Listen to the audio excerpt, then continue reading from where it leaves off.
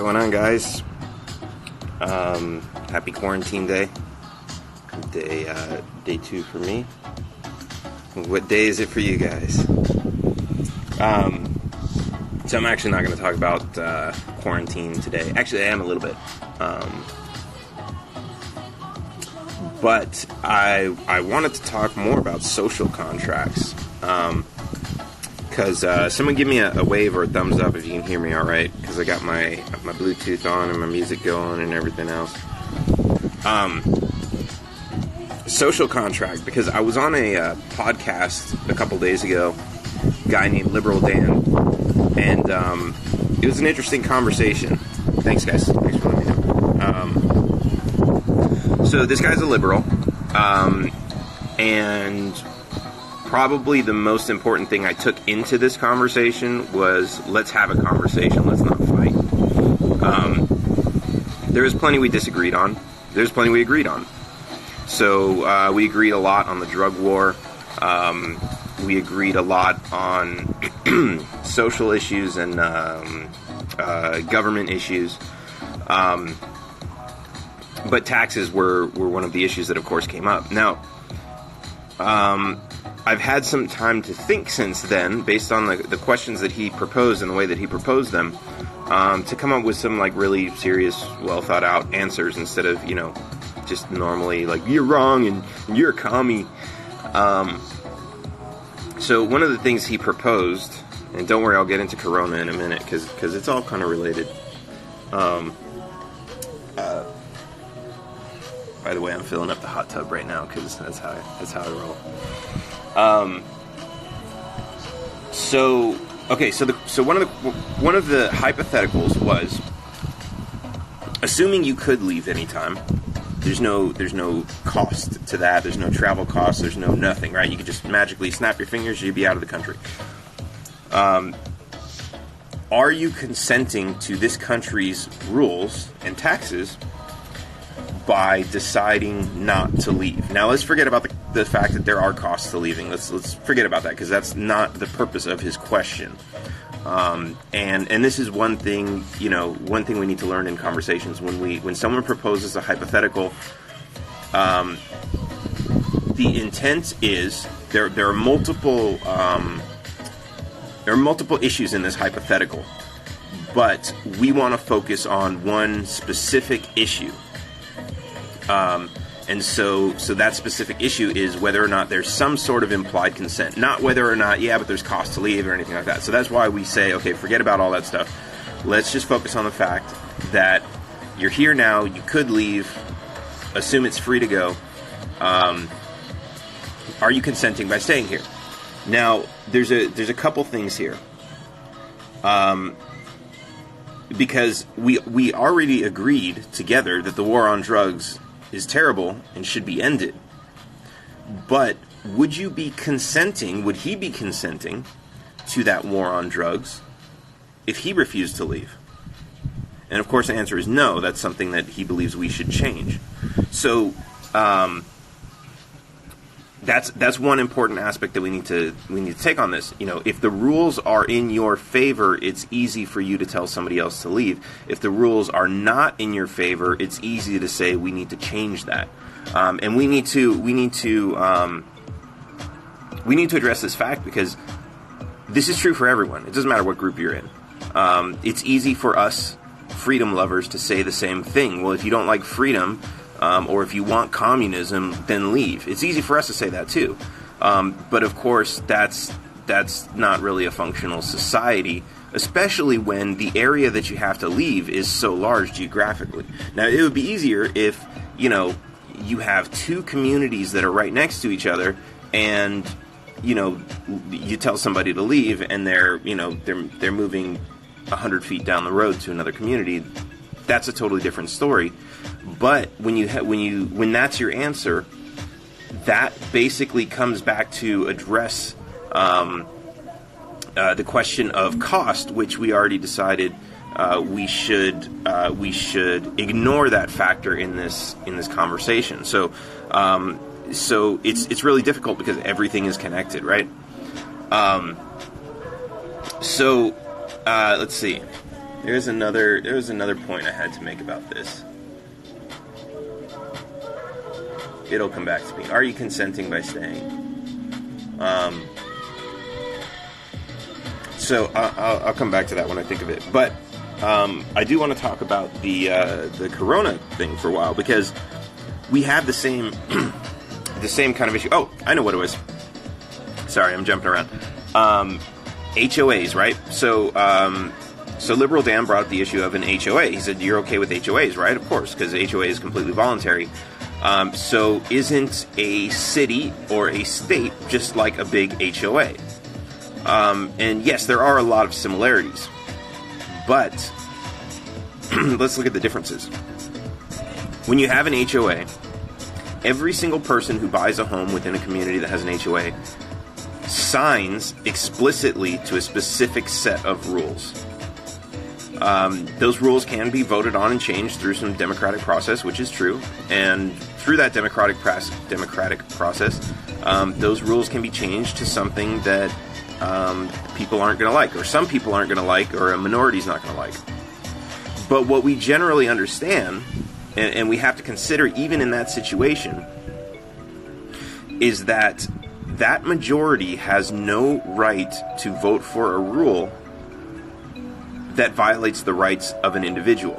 Now, these are the very same rules that that we consider when we talk about government, right? I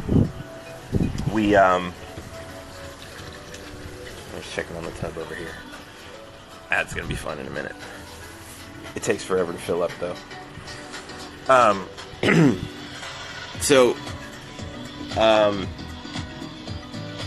We have to consider that, right? Because if your HOA decided that it was okay to steal from your neighbors, would that be a legitimate rule? Of course not. Of course we'd say, no, that violates my property rights. And we generally understand that the HOA is able to pass rules, but those rules still must fit into some sort of constraint. Now, with the government, when the government passes rules, it's the same thing. Those rules are supposed to fit within a certain constraint, and that constraint is defined by the Constitution. Now, with the HOA, of course, that constraint is defined by either common law or statutory law, but it is constrained, and that's a really important note to point out. We have constraints on the government, so that with an HOA, you have at least the possibility of a direct democracy, right? Where every single person can go in and they have a vote.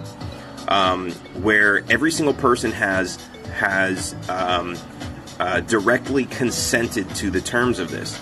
But when you have a big national government or even a state government, what you have is an organization where you've got millions of people who did not directly consent to a constitution or to follow a certain list of laws. You have a system where there is no direct democracy, where, yes, you can vote on representatives, but ultimately you're giving power to 1% to control what the rules are. And you have no authority over that. With the HOA, imagine that system with an HOA, where you didn't get to vote on the rules, but you did get to vote on representatives, right? And so you had an HOA maybe with 1,000 homes in it, and out of those 1,000 homes, 5 representatives were elected, and those 5 representatives, of course, lived all in one cul-de-sac, the richest, nicest cul-de-sac with the nicest roads, and they were the ones always voting on which areas of the community to clean up, and of course, it's always their area. What would you do in this situation? Yes, you could vote them out, but if nobody else wants to take that representative job, then you're stuck with them by default, because a few people are probably going to say, oh yeah, but they're doing such a great job because I live near their community. They're doing such a great job, we should keep them in. Some people will have that perspective. So what do you do? What is it with the minority who disagree and who are being robbed? Well, it's their option to refuse to pay. And if enough people refuse to pay, then ultimately they're going to have financial issues, and they're going to have to address the fact that, hey, these people aren't paying because they don't like these rules. We're going to have to adjust the rules if we want to come back to some sort of consensus where people are happy to pay. With government, we don't have that option. We don't have the... I spelled my name wrong, buddy, but thanks for the hashtag.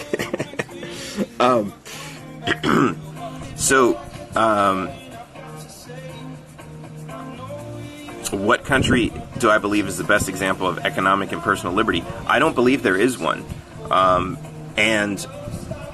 That's not to say that it can't happen or it's impossible to happen, because remember, when the United States was first created in 1787 or something like that. Remember, 1776 was just when the Declaration was written. The United States government wasn't formed until about 10 or 15 years later. That was new. That was considered an experiment. It was brand new, and arguably it's been one of the most successful things, and a lot of countries have ripped a lot of our ideas and said, hey, that's really great, let's go with it. So there you go, Cannon. So the question is, should we take another leap? Should we try another experiment and go even further into more freedom? Who is the last good president, or the last half decent? I don't know. I don't really follow those old presidents, but I would have to say I did like Kennedy just for standing up against the CIA and the Federal Reserve. But of course, we know what happened with that.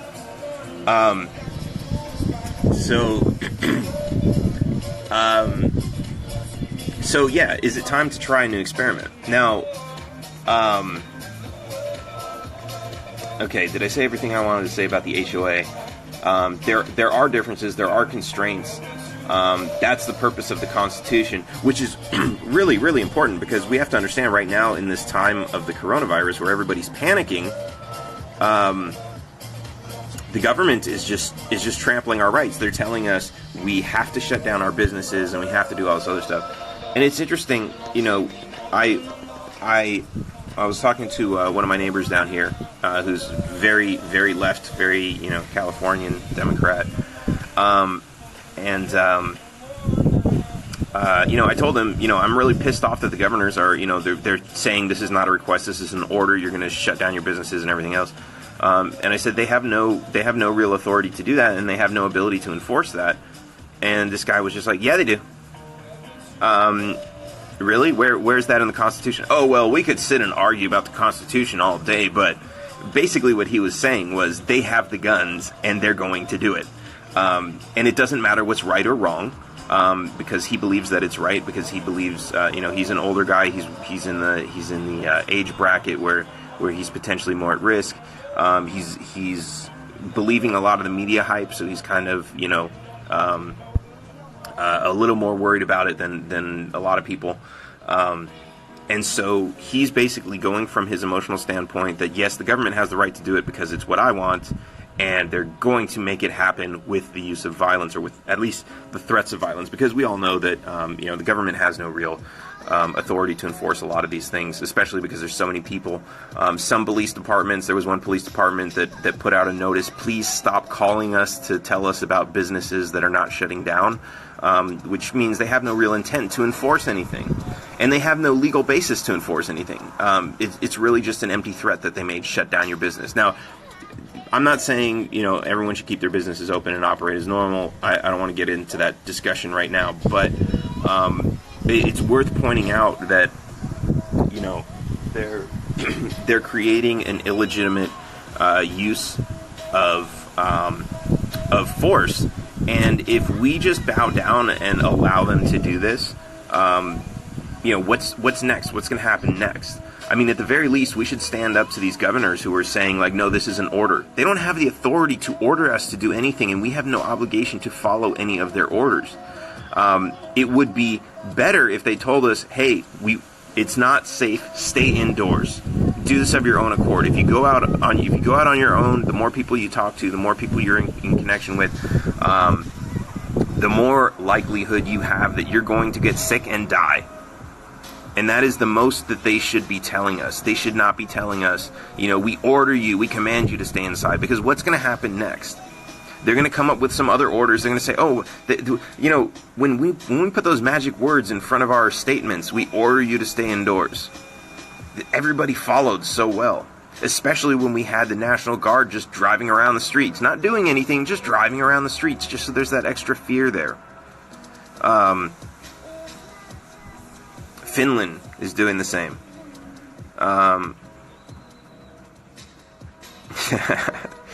So, we have to consider this. This is a time where, they want to order us. Let's order them to shut the fuck up. Really? I mean, why not? We don't have to enforce that. We don't have to say, oh, if you don't shut the fuck up, we're going to go to your governor's mansion and shoot you. Which is what they're threatening to do to us, or not to shoot us, but to arrest us, which, well, I don't know. If they've got the National Guard patrolling the streets armed, well, maybe they do intend to shoot us, or maybe that's at least the threat that they're making. So why don't we threaten them back? Why don't we tell them, shut the fuck up, or we're going to vote you out at the very least. At the very least, that's like the smallest possible threat you could make to these people, is shut the fuck up, or we're going to vote you out. Right now I'm in Mexico. I just got here yesterday. No, 2 days ago. So, yeah, in Canada, actually, one of my neighbors down here is Canadian, and he received, I guess, a text message from the embassy in Canada that they're being asked all to return back. So I saw him leaving this morning. He's hopping on a plane, going back to Canada, because they think the epidemic is going to be here in Mexico next. As long as the government genuinely does its best to care for the interests and protect the identity of the citizen, then there's no real issue of state. Yes, I agree. And that should be their thing. Their thing should be to, to collect information, to give us accurate information, because the news is not going to. The news is creating all kinds of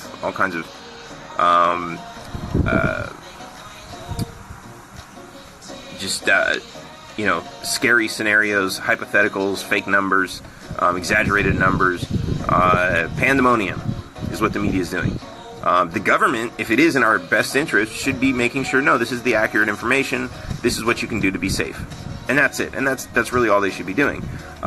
They should maybe be assisting in organizing, talking to different corporations. Are you guys having issues? Well, we have some resources. Let's lend you those resources and see how we can work out those issues.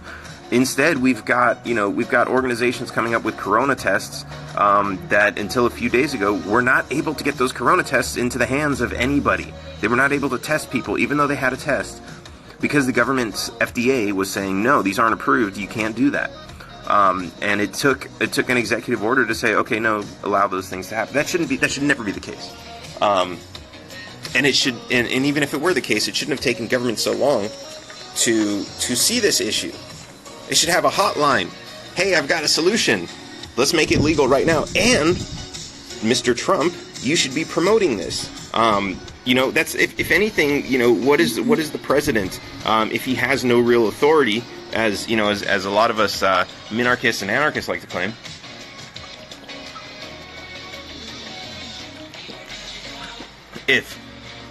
What is the president's job but to just say, hey, here are some solutions. We're going to make sure that these are delivered to you. And that's that. They don't need to order us around and threaten us with violence to obey these stupid commands. The issue would be that to enforce the wills of the people, and to do that, we should borrow something from the CSA, and instead of having a Second Amendment, it should just be included into the original paper. I'm not sure how that would make much difference. Although maybe the Second Amendment needs to be more explicit, because some people think that only applies to muskets. Maybe that's a modification that needs to be made. Let's see. All governments act as if it were for the citizens' interests, so it seems an excuse for doing whatever they want. Yeah, and you're absolutely right. And most of the things that they're doing are not in the interest of the people. Very, very few things.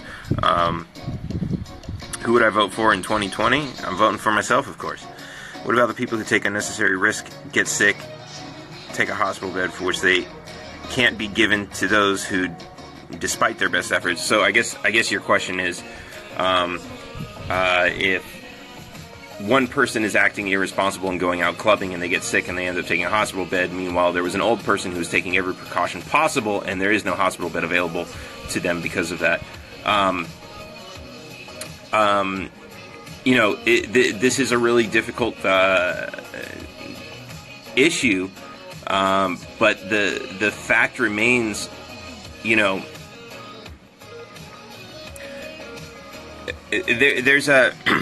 there's an issue that comes up when you have overcrowded hospitals in military. I guess during war, the issue would come in where you've got 5 guys who've got the flu, 5 guys who have an arm blown off, and 1 guy who's just totally bleeding out of every orifice and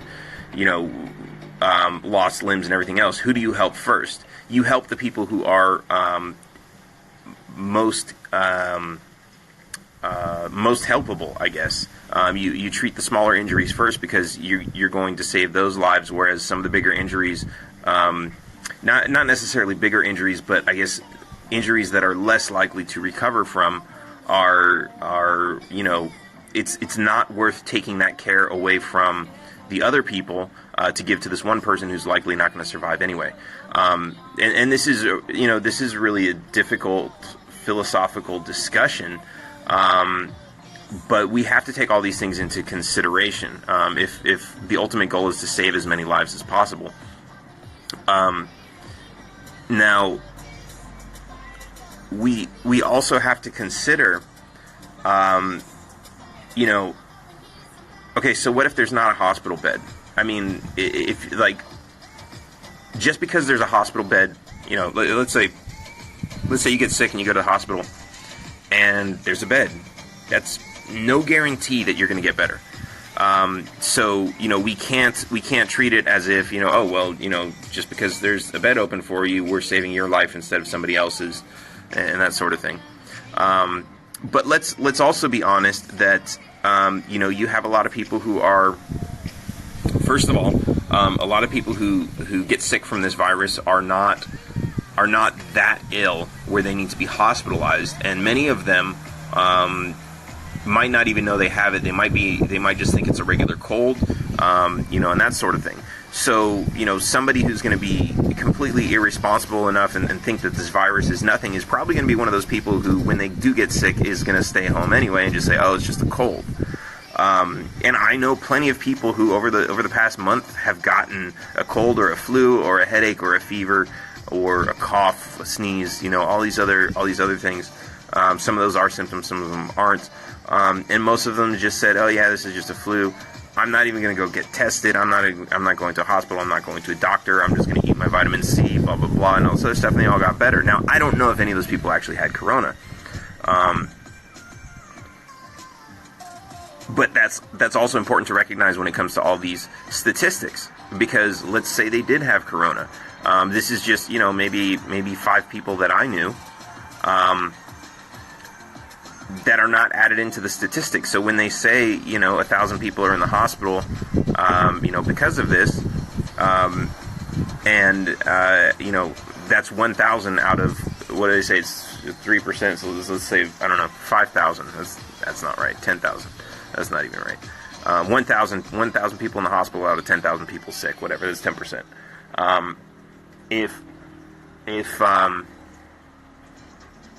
If there were actually 50,000 people who got sick, then that 1,000 in the hospital is a much smaller percentage.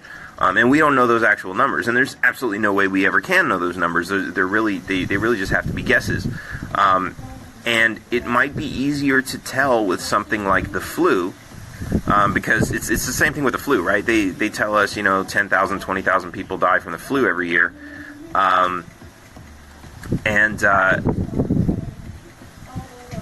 Out of how many, we'll never know. I mean, I've had the flu so many times in the past. Not so many times, but, a couple times in the past. And that was never reported to any statistics because I never went anywhere that would ever be recorded. I'm from Brazil. My president said last week that COVID was just a flu. And to many it is. And here's the thing: we have to recognize, like, a lot of people say, "Oh yeah, the people who already have pre-existing conditions or they're elderly are more at risk when they get this." Yes, and they're absolutely more at risk if they get the flu, also. So how much more dangerous is this than the flu? I'm still not entirely sure.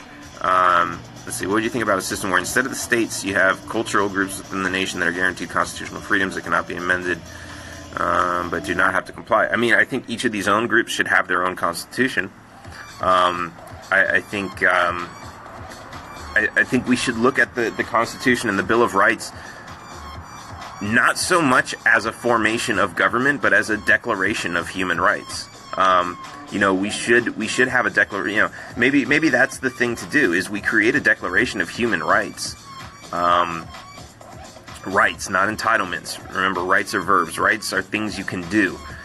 You can defend yourself. You can own a gun. You can do this. You can do that. It's not entitlements. You have a right to free money from somebody else.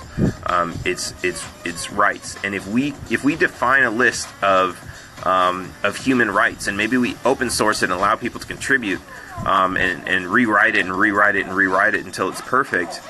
And maybe if nations of the world were to adopt this, not as any form of constitution to govern their government, but to recognize that these are human rights, and they shall not be violated in any degree by those governments, then maybe that would be an interesting way to make that happen. Let's see. What do you think about where? Oh no, there's that one.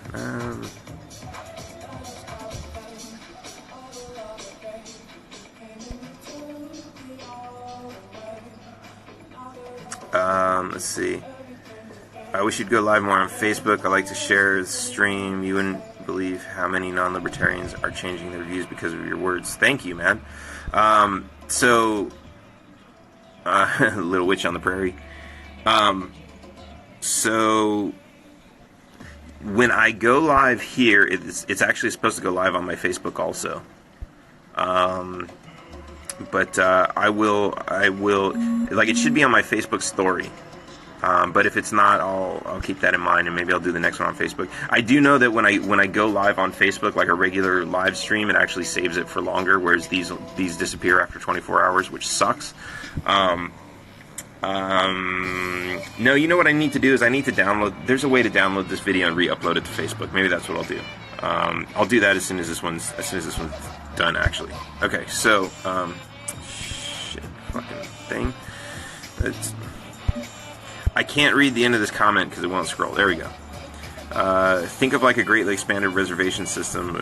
Yeah, we're still on that. I think that's the thing. We need to understand what human rights are, and that's a philosophical discussion, and that's something that we need to learn and grow as humanity to understand. I don't think we should segregate based on political views. Definitely not on ethnic backgrounds. Oh, you should, but not force it. Okay, I guess that's fair. I don't think we should segregate based on I wouldn't agree. I wouldn't want to segregate based on ethnic backgrounds or political views. And I know that's even different. Like, a lot of people do like to self-segregate on political views because they like to be around like-minded people. I actually like having the discussions because, like I had this conversation with Liberal Dan.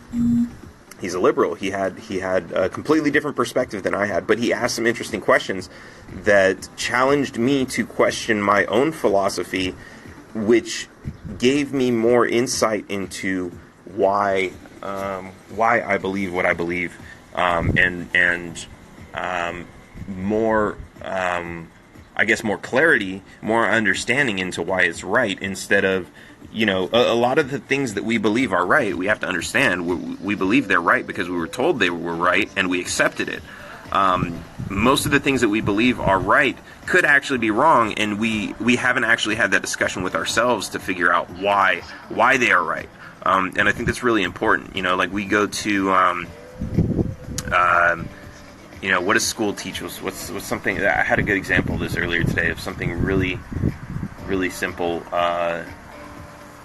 Let me use this example. How to tie your shoes, right?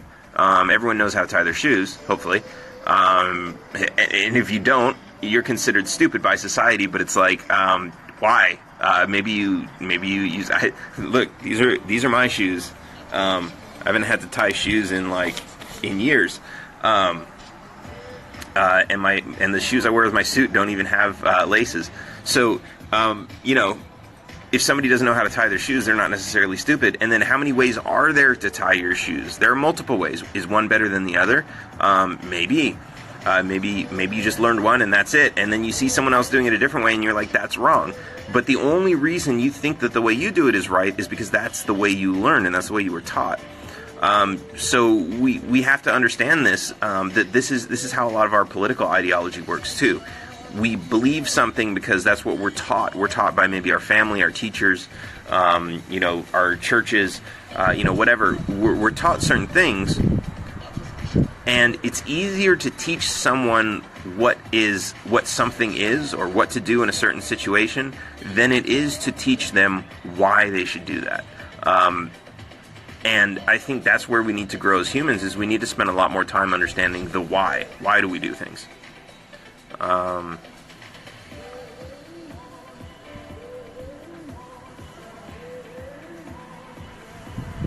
So, the Holy Order of Knee, because I would personally like to live in a Southern Anglican commune based around libertarian distributism to allow for greater control by small business and to keep monopolies from forming.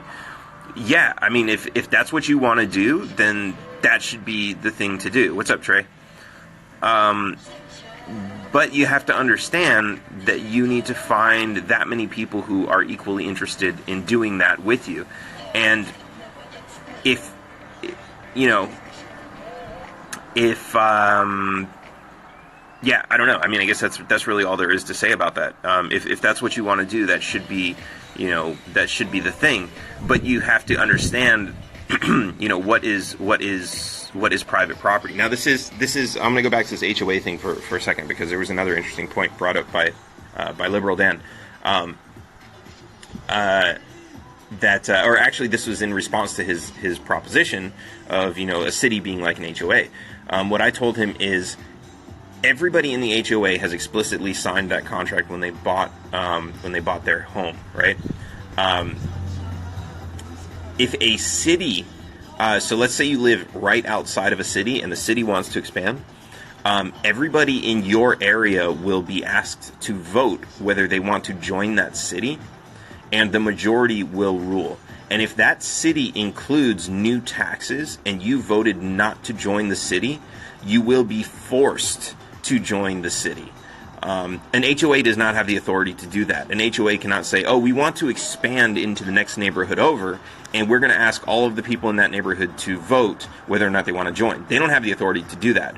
They could literally ask each house to join and sign them up one by one, but any home that does not want to join that HOA and does not sign that contract is not obligated to follow any of their rules, not obligated to pay any of their fines or fees or taxes or anything else. That's a very, very important distinction. How did I become a libertarian?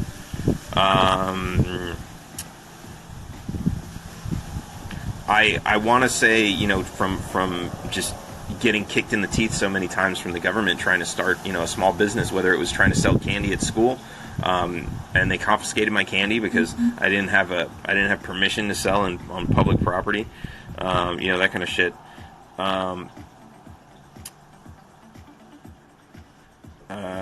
Let's see. So, interesting questions coming in here. Yeah, it was basically that. There's The American Dream, which is a cartoon about the Federal Reserve. That was something I really enjoyed back in the day. And then there's America, Freedom to Fascism. These were some of the documentaries that I started watching that really kind of got me into this. And this was also around the Ron Paul time, so I started following Ron Paul a lot in 2012. And that's kind of what brought me here. Let's see. Oh, okay. So I wanted to talk about this. I want to come back to these questions, but I also yes. And okay, Cannon. I'm actually about to talk about this right now. So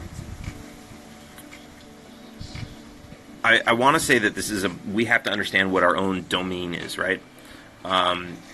So, for example, right now I live in an apartment, which I own. I own the apartment, but it's part of a community. So it's there are interesting little things that come along with this. It has an HOA.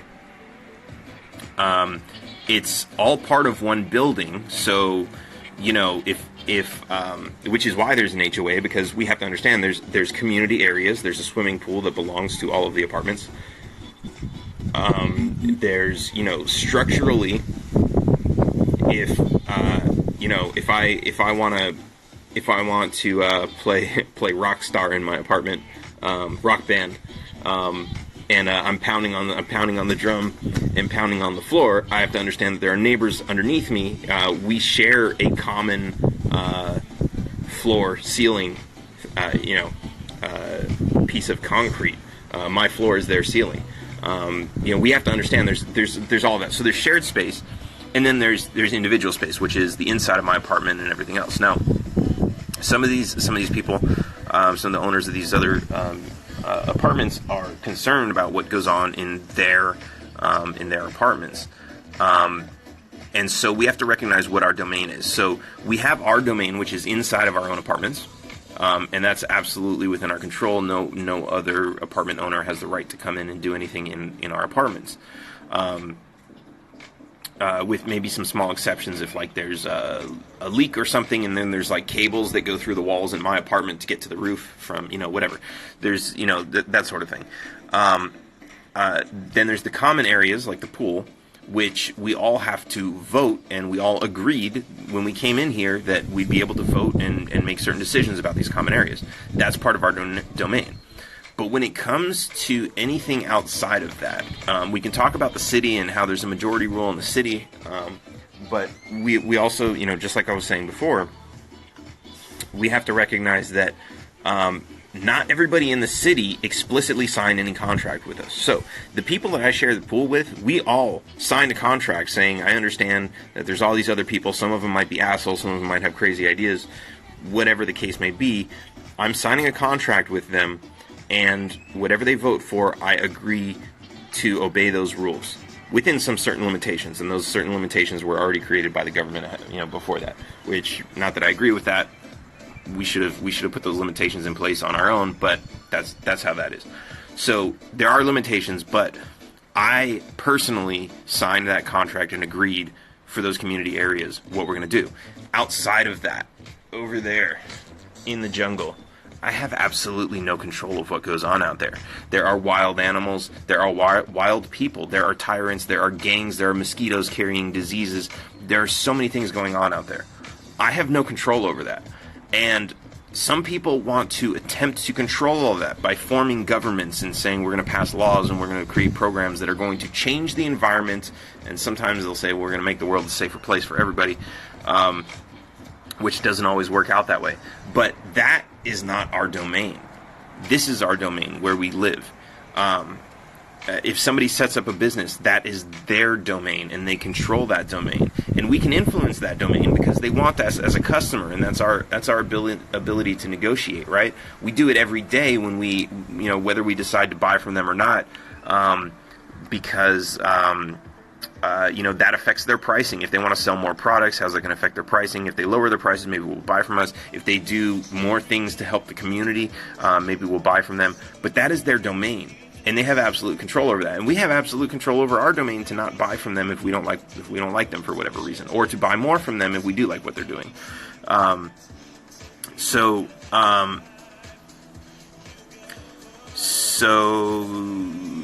talk about landlords in a second.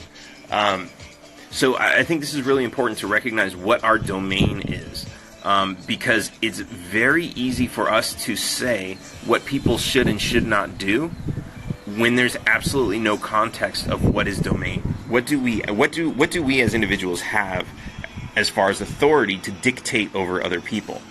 I guess that's really interesting to point out, because we have a constitution that limits the role of government, but we don't have anything that limits. We don't have well, of course, there's nothing to limit the role of the individual because, we didn't sign anything to limit our own, whatever. Whereas the government did actually sign a constitution limiting its own. And we've, of course, the government can't sign anything. It was representatives who signed it, but it was in order to constrain that. And nobody made us sign anything to constrain ourselves. But going back to that idea of writing some Declaration of Human Rights, and if everybody were to understand that those are human rights, then that might be sorry, I just saw a dead lizard on the ground. That might be an interesting way for us to recognize each other's rights and to decide to limit ourselves. And of course, we can't force everybody to limit themselves, but if we can understand that what they're doing is a violation of human rights, then we can say, okay, well, what you're doing is affecting other people. This is how I'm going to respond to that. Okay, switching topics. I want to get into this, and then I'm going to go. I've got some I got some gummy bears from my trip to the U.S. I'm going to pop one of those in a minute. Kids, don't try that at home. So landlords. So here's the thing. And there are people called anarcho-communists or anarcho-socialists, libertarian socialists, who believe rent is theft or even property is theft. And of course it comes from this idea of landlords suck. Well, here's the thing. There's nothing wrong with being a landlord. There's nothing wrong with buying property and building it. And that's your home, and you live in it, and then you decide, hey, you know what? I think I want to leave this home, but I don't want to just throw everything away because I put so much into this. I can either sell it, right? And most of these ANCOMs and LibSocs don't have any issue with that. You can sell the property to somebody else. You're basically, saying, hey, if you give me money, I'll leave so that you can take over this property. Even in their, one of their things is it's only your property because the government says so. But if you take government out of the equation and say, if I leave and I don't sell this property, anyone could just come in and take it over. To sell your property in a LibSoc or ANCOM world would be to say, if you give me $100,000, I will leave this property so that you can have it. So that's even technically a valid thing. One of the objections that they have is that government allows you to just say, here, picture this. You see all this jungle back here? That's all owned by somebody. Nobody built a house on it or anything. So how did somebody? I don't know if you see that. How did somebody just come along and say, "That's mine. I own it, and I can sell it"? And that's where a lot of these people take offense, because government did that. The government came in and said basically, yeah, this is government property. We'll sell it to, the governor might sell it to someone in his family, and then someone in his family wants to make a shit ton of money, so he starts breaking it up into smaller sections and sells it off. That's how that happens. And they have, I would even object to their right to come in and claim such a large piece of property for the sole purpose of chopping it up and selling it. Because when you chop it up and sell it, you're not really providing any actual value. You're just, it's just government registration. So to that end, I can see where they have an issue where government is the claim to property that should not be.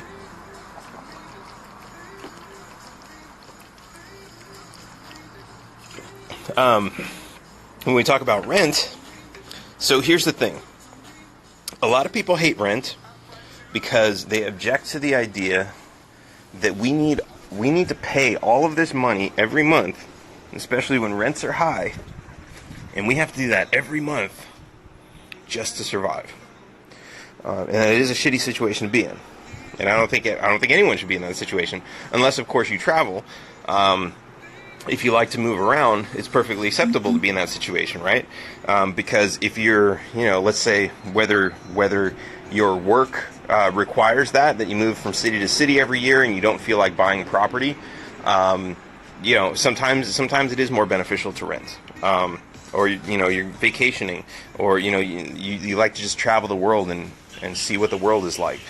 You don't want to buy a place everywhere you go. You just want to rent. That's totally acceptable too, and that option is created to you by the fact that there are landlords there. I'm going to get to this in a second, because I know the question is, okay, but what about all these so the fact that we have this problem where everybody has to come up with all this rent just to survive, this is a real problem. But we have to understand that this is not a problem of capitalism, and this is not a problem of landlords. This is a problem created by government, because the landlords are not forcing you to rent. The landlords are providing a solution to the problem that you cannot afford a home. And the reason you cannot afford a home is because of the government and its taxes and its programs. And there are a lot of different ways. So I'm gonna list a few of those out here. One is, believe it or not, FHA, these loan programs, these banks that are all backed by the government, that are basically allowed to commit fraud by running on fractional reserve lending. These are this program. What it does is it basically says we're going to throw a lot more money into this sector of the economy, which drives prices up, which makes it harder to buy. It means that anybody who traditionally banks would only make 5 or 10 year loans on your house, which basically means that, let's say you can afford $1,000 a month on your rent, on your mortgage. That means that you're going to pay a purchase price of about $1,000, which is $12,000 a year, times, let's say, 5 years, $60,000. You're going to pay $60,000 for a house. Plus, they also had larger down payments. So what did I say? 60, maybe $100,000 for that house. Now, for that same house, if you're able to afford $1,000 a month, and you get a 30-year loan, you're now paying $12,000 a month for 30 years, which is what's 12 times 30? That's 360,000. So just because the loan was changed based on what you're able to afford on a monthly payment, your home is going to cost $100,000 in the old system, or $360,000 after the government came along. Now that $360,000, it doesn't even include a down payment, but the FHA program gives you like a 3% down payment, so it's easier. They're making it easier to get into the loan, but they're making you pay it for 30 years. Now, while all this is going on, you have to earn that $360,000. Well, since income tax is taking about half of everything you earn, instead of $360,000, you have to earn $720,000. So now this house that used to cost $100,000 back in, let's say, 1912, before the income tax and before FHA loans, that $100,000 house is now $720,000. Think about that. Government has made it so expensive to buy a house that nobody owns a house, and that so many people are forced to rent instead of buying a house. Now the renters the apartment buildings come along and say, hey, everybody needs to rent because they can't afford a house, and we can. Let's build more houses. Let's build more apartments for them, and that has become the norm.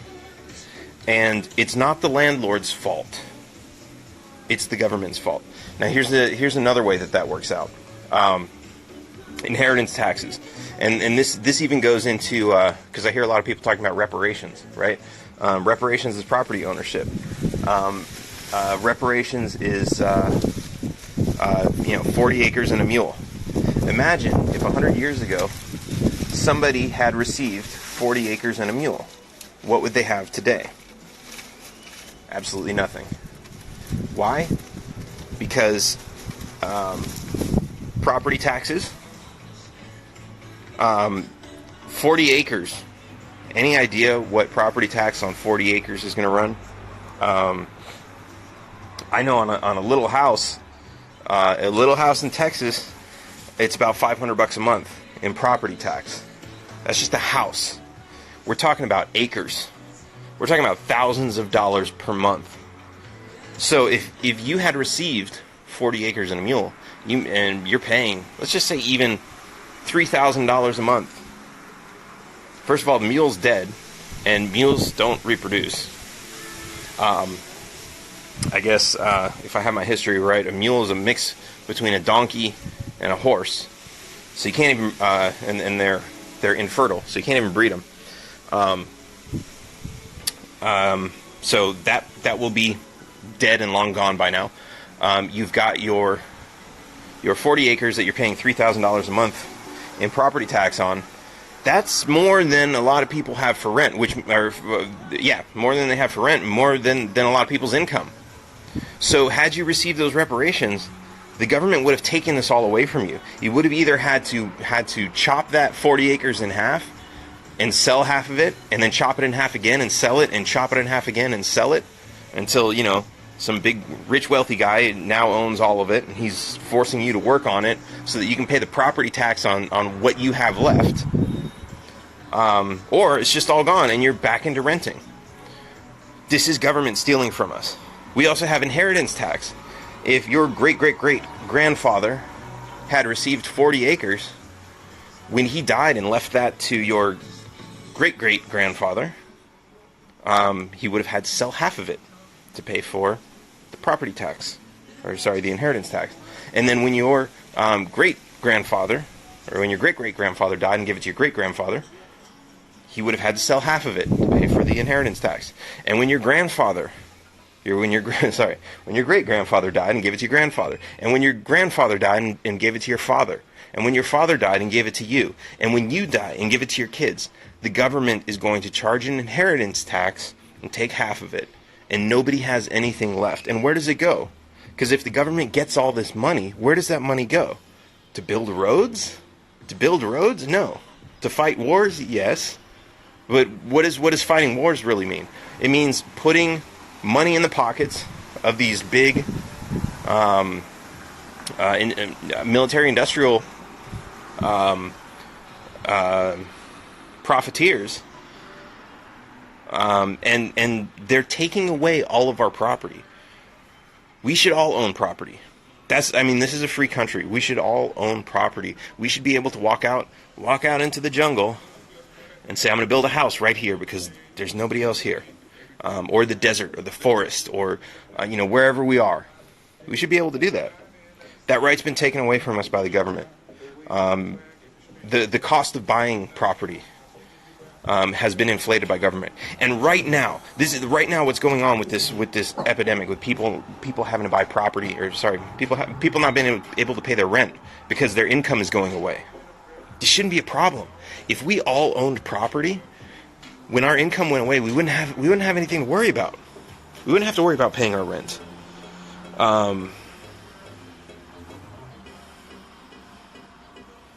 Sorry, I'm missing a lot of comments here, but anyways, guys, it's been awesome talking with you. I'm gonna go pop a gummy and hop in the jacuzzi.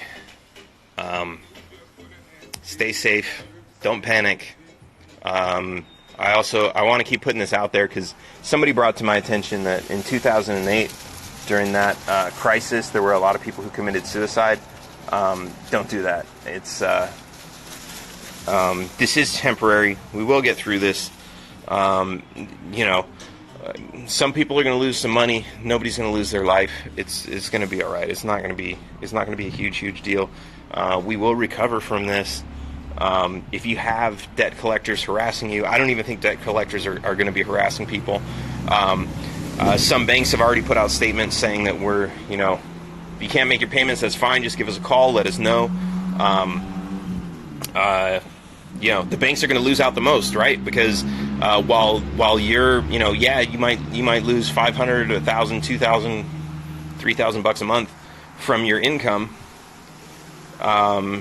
The banks are losing millions every day of money that they lent to us that we're unable to pay. So don't worry, don't panic. Pay whatever bills you need to keep your power on, But even talk to those guys, because a lot of those guys are saying, yeah, we'll defer those payments. Keep your water on. Do whatever you got to do. Take care of yourself first. Take care of your survival needs first. Jay Ramon is saying his inbox is always open for anyone who wants to talk. Good job, Jay. Yeah, just remember, like, this is not as bad as it seems. We will make it through this. We're going to be in 2021 or 2022 looking back on this as like the big pandemic of 2020, the same way we look back on 2008 and say, the financial crisis of 2008. Oh my God, everybody was in a panic. And look, here we are. We survived. The economy is doing better than ever. All this nonsense. Everything is temporary. This is just life. We're going through it. Just go with the flow. Don't just go with the flow. We do have to change the direction of things as necessary, which is, of course, the government and their tyrants. But don't panic. Don't get depressed. Don't think that don't think this is the end of the world, because life finds a way. All right, guys. I will see you later. Taxation is theft. Yeah, remember 2000, 2008, 94, 96. I don't know. There's like a million of them. All right, guys. I'll catch you later. Stay safe.